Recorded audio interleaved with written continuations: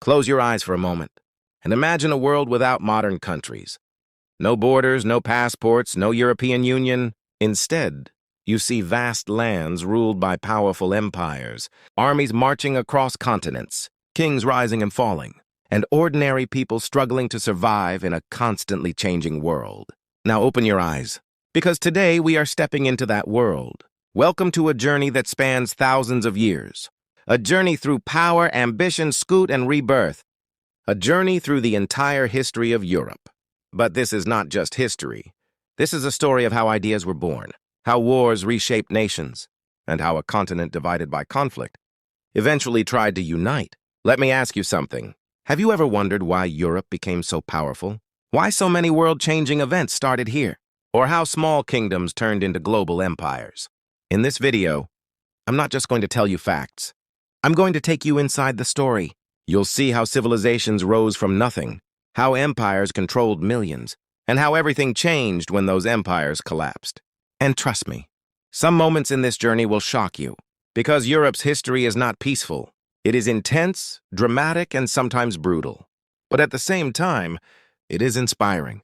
So stay with me till the very end, because by the time this video finishes, you won't just know Europe's history, you'll understand it. Let's begin our journey from the very foundations of Europe. Let's go back, more than 2,000 years into the past. At that time, Europe was not a united continent. It was a land filled with tribes, small communities, and early cultures. People lived simple lives, farming, hunting, and surviving. There were no powerful nations yet, no large-scale governments, just scattered groups trying to build a life. But then, everything changed. A powerful force began to rise in southern Europe, the Roman Empire. Now imagine this, a small city called Rome, growing stronger, expanding its power, defeating its enemies one by one, until it becomes one of the greatest empires the world has ever seen. The Romans were not just warriors, they were builders. They built roads that connected cities across continents. They created advanced systems of law and governance. They constructed massive buildings, arenas, and aqueducts, some of which still stand today. Think about that. Even after thousands of years, their influence is still visible. But what made Rome truly powerful was not just its army, it was its system. They knew how to organize people, how to control large territories, and how to maintain order. At its peak, the Roman Empire controlled vast parts of Europe, as well as regions in Africa and Asia. For many people living under Roman rule, life became more structured, more stable. Trade increased, cities grew, culture spread. It seemed like Rome would last forever. But here's something history teaches us again and again. No empire is eternal. Slowly, cracks began to appear. Political instability, economic problems, corruption, and constant attacks from outside tribes. All of this started weakening the empire. And then, in 476 AD, the Western Roman Empire finally collapsed. Just like that. One of the greatest powers in history was gone. Now imagine the impact of this. A system that held Europe together suddenly disappeared. There was no strong central authority anymore. And this led Europe into a completely new phase. A time of uncertainty. A time of fragmentation. A time that many historians call the Dark Ages. But was it really dark? Or was it just misunderstood? Let's find out. After the fall of Rome, Europe did not become peaceful. It became divided. Without a central empire, different regions started forming their own kingdoms. Power was no longer concentrated. It was scattered. This period is known as the Middle Ages, or the medieval era. Now picture this world. Huge castles standing on hills, kings ruling their lands, knights preparing for battle, and ordinary people working as farmers under a system called feudalism. In this system, society was divided into classes. At the top, the king. Below him, lords and nobles, then knights. And at the bottom, the peasants. Most people lived hard lives. They worked on land owned by nobles, and in return, they received protection. It was not freedom. It was survival. But there was another powerful force during this time. Religion. The church became one of the most influential institutions in Europe. It didn't just guide spiritual life. It influenced politics, education, and daily living. People believed deeply in religion, and their faith shaped their decisions. But with power comes conflict. And one of the biggest conflicts of this era was the Crusades. These were a series of religious wars, fought between Christians and Muslims, over control of holy lands. Thousands of people fought, many lost their lives, and the impact of these wars lasted for centuries. But war wasn't the only challenge Europe faced. Something even more devastating was coming. Something invisible, something unstoppable. The Black Death. This deadly plague spread across Europe in the 14th century. It killed millions of people.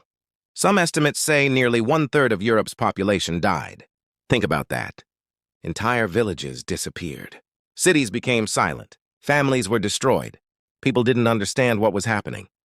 They were scared, confused, helpless. This was one of the darkest moments in European history.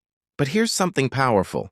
Even in the darkest times, change begins. The massive loss of life changed the economy. It changed social structures. And it slowly started breaking the old system. People began questioning authority, questioning traditions. And unknowingly, Europe was preparing for a transformation, a rebirth, a new era that would change everything. But that is a story for the next part.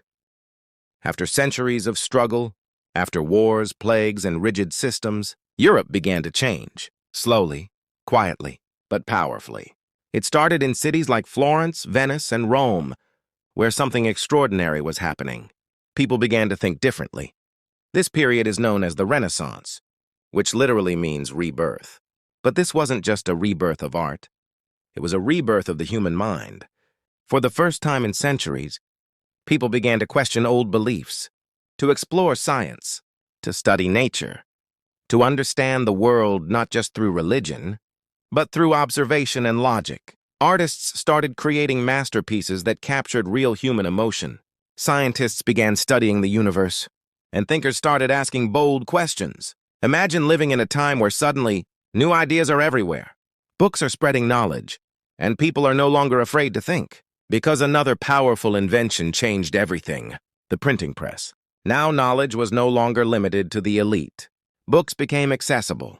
Ideas spread faster than ever before. And once ideas begin to spread, they cannot be stopped. This led to another major shift, the Enlightenment. This was not just a period. It was a revolution of thinking. People began to believe in reason, logic, and individual rights. They started asking questions like, why should kings have absolute power? What rights do ordinary people have? Should authority be questioned? These ideas challenged centuries of tradition. And once people start questioning power, change becomes inevitable. These thoughts didn't stay limited to books. They turned into action. And that action would soon shake Europe to its core. The ideas of the Enlightenment were powerful. But ideas alone don't change the world. People do. And soon people began to rise. One of the most important turning points in European history was the French Revolution. Imagine a society where the rich live in luxury, while the poor struggle to survive. Eventually, the people had enough. They stood up. They demanded change. They demanded freedom, equality, and rights. And just like that, the old system began to collapse. Kings were no longer seen as untouchable. Power began shifting towards the people. But revolutions are never simple. They bring hope, but also chaos. Violence spread, uncertainty grew, and Europe entered a period of instability. Then came a man who would change everything again. Napoleon Bonaparte, a brilliant military leader, who rose from the chaos of revolution and built an empire that dominated Europe. But like every empire before him, his power did not last forever. After his fall, Europe tried to restore balance, but tensions were still there, quietly building, waiting. And then, the world witnessed something never seen before. World War I, a war so massive, so destructive, that it changed the global order. Millions of soldiers fought in brutal conditions. New weapons caused unimaginable destruction. And when the war ended, Europe was left broken. But the story didn't end there. Because just a few years later, an even more devastating conflict began. World War II. This was not just a war. It was a global catastrophe. Entire cities were destroyed.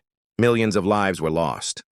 And humanity faced one of its darkest chapters. Europe, once again, was shattered. But this time, something different happened.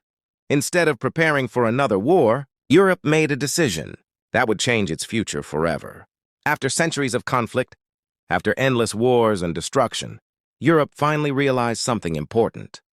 If they continued fighting, they would destroy themselves completely. So instead of division, they chose cooperation.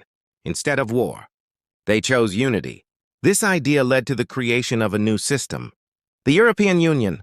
At first, it was a small step, countries working together economically. But over time, it grew into something much bigger, a union of nations, working together for peace, stability, and progress. Today, Europe stands as one of the most developed regions in the world. It is known for strong economies, advanced education systems, cultural diversity, political cooperation. Countries that once fought deadly wars now sit together at the same table. Think about that transformation from ancient tribes to powerful empires, to divided kingdoms, to global wars, and finally, to unity. But Europe's story is not finished. It is still evolving, still changing, just like history always does. So now let me ask you something. What is history? Is it just a collection of past events, dates, wars, and names? Or is it something more? Because when we look at Europe's journey, we don't just see destruction, we see resilience. We see how people rebuild after scout, how societies learn from mistakes, and how even the most divided regions can find a way to unite. Europe didn't become what it is today overnight. It was shaped by centuries of struggle, sacrifice, and transformation. And maybe there's a lesson in that for all of us, because history is not just about the past, it's a guide for the future. If you enjoyed this journey through time, make sure to like the video, subscribe to the channel, and tell me in the comments, which part of Europe's history impacted you the most? I'd love to hear your thoughts. Until next time, keep exploring, keep learning, and never forget, the past shapes the future.